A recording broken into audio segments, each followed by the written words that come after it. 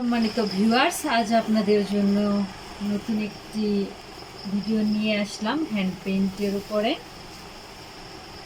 আমি বেশ অনেক বছর যাবত হ্যান্ড পেইন্টের কাজ করছি।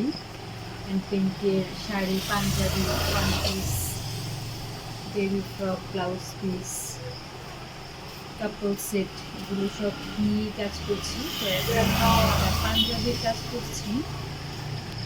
নেভি ব্লু রঙের পাঞ্জাবিতে সাদা কালার দিয়ে পেইন্ট করতেছি। এটা একটা কাস্টমাইজ পাঞ্জাবি, কাস্টমারের পছন্দ অনুযায়ী করা হচ্ছে। তো হ্যান্ড পেইন্টটা হচ্ছে একটা সৃজনশীল কাজ। এটা খুবই ধৈর্য এবং মনোযোগের সহিত করতে হয়। অনেক সময় লাগে, আপনারা দেখতেই পাচ্ছেন যে অনেকটা সময় লাগে, ধৈর্য নিয়ে করতে হয়। আর এই কাজগুলো আমি খুবই ভালোবেসেই করি, আমার অনেক ভালো লাগে এই কাজগুলো করতে। আর এই হ্যান্ড পেইন্ট করার জন্য আমি অ্যাক্রিলিক কালারটা ব্যবহার করি।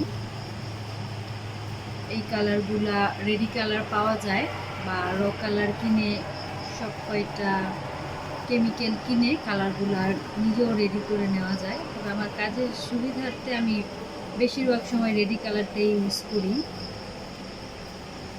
ভালো জায়গা থেকে নিয়ে আসলে কালারগুলো ভালোই হয়। আর এই রঙটা ধোয়ার পরেও উঠে যায় না। এটা ভালো করে রোদে শুকিয়ে তারপর ব্যবহার করলে আর ধোয়ার পরেও ওঠে না। তবে হ্যান্ড পেইন্টের জামা কাপড়ের ক্ষেত্রে, ব্যবহারের ক্ষেত্রে কিছু নিয়ম ফলো করতে হয়। যেমন ধরুন, আপনি এই হ্যান্ড পেইন্টের জামাটা দীর্ঘ সময় সাবান পানিতে ভিজিয়ে রেখে ঘষে ঘষে ধুতে পারবেন না, তবে এমনিতে হাতে ধুতে পারবেন।